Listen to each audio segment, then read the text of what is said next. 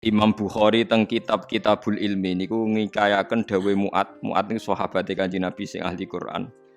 Niku nak badhe ngaji utawa diulang ilmu niku beliau dawuh ta'alu nu'min bina sa'atan.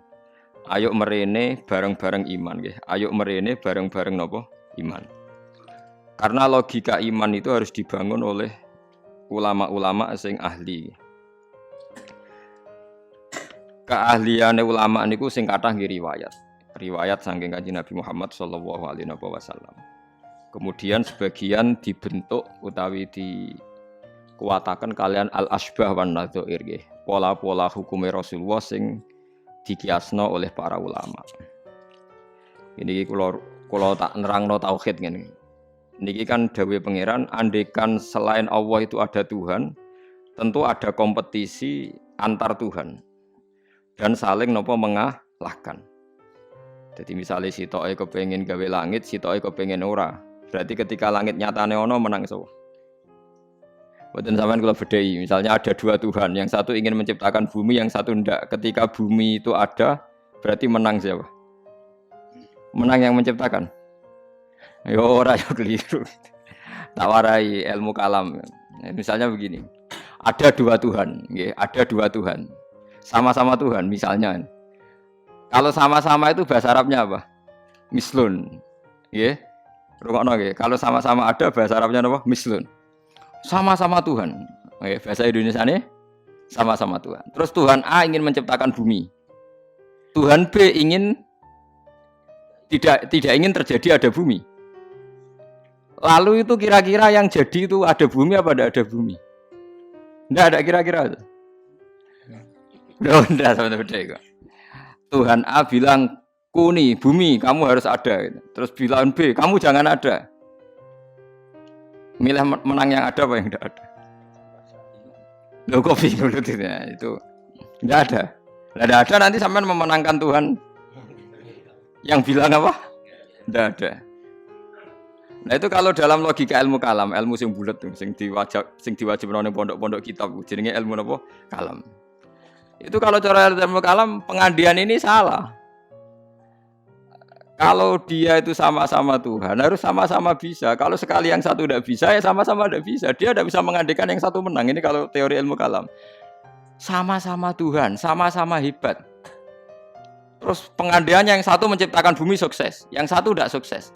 Yang kamu bilang sukses itu ya tidak sukses juga. Karena kalau sama-sama Tuhan, sifat kuatnya ya harus sama, sifat ajiznya, sifat lemahnya harus sama. Jika kalau yang satu tidak bisa, kamu yang satu harus bilang tidak bisa. Sama-sama apa? Wong sama-sama Tuhan. Atau sama-sama bisa. Itu teori ilmu kalam. Nah, tapi kalau menurut teori sing gampang, ya, kalau sekarang nyatanya ada bumi, berarti menang Tuhan yang ingin menciptakan bumi. Yang ingin menolak bumi, berarti gagal jadi apa? Tuhan. Tapi masalahnya di soal. Kalau dia gagal jadi Tuhan, berarti mantan Tuhan. Nah, itu mari perkara lagi kan? Nah, makanya ini hanya pengandaian, yaitu ruwet ilmu kalam. Itu hanya pengandaian. Artinya pengandaian karena akal manusia itu terbatas, diberi rangsangan, pengandaiannya begitu. Yeah. Tapi sama-sama nggak mungkin kan? Ada dua Tuhan, yang satu ingin menciptakan bumi sukses, yang satu enggak. Berarti yang satu gagal jadi Tuhan. Berarti Tuhan pernah dua, cuma yang satu sudah kalah. Nah nanti kalau itu kamu pakai, ada teori baru. Nanti ada Tuhan berikutnya yang mungkin lebih canggih. Nah itu repot kan, nah, makanya itu kan repotnya belajar ilmu kalam itu resikonya tinggi. Lah sampean tak warai, ra usah belajar tauhid sing ruwet ngoten, tak warai nganggo model Quran. Dan ini mudah sekali, siapapun bisa. Nah ra iso ya kafir, wong tauhid kok keliru kan kafir. Niki mboten urusan salafi, kalau lah ngukumi kafir nek niku tauhid kok ora iso berarti kafir. Ini sampean kula bedhei ya. Ini saya megang pulpen ya. Terus ini saya megang amplop. HP mohon HP, kan nggak ada suaranya nanti kalau. Ini pulpen ya, wujud. Bukan ini ruang ini pulpen, wujud. Ini HP, wujud ruang. Terus ini saya benturkan. Suara ini wujud atau tidak? Wujud. Nah, ketika HP dan pulpen ketemu, bahasa Arabnya apa? Istima, kumpul. Ketika saya renggangkan, pisah. Kumpul sama pisah ini wujud atau tidak? Yo keliru. Kumpul sama pisah ini sesuatu yang wujud apa tidak wujud? Ndak wujud, yang ada itu pulpen sama HP. Kalau ditempelkan orang bilang itu kumpul, kalau dipisahkan orang namanya pisah. Sekarang kumpul sama pisah itu ada ainnya ndak, ada fisiknya ndak? Ndak, itu disebut amrun itibariun.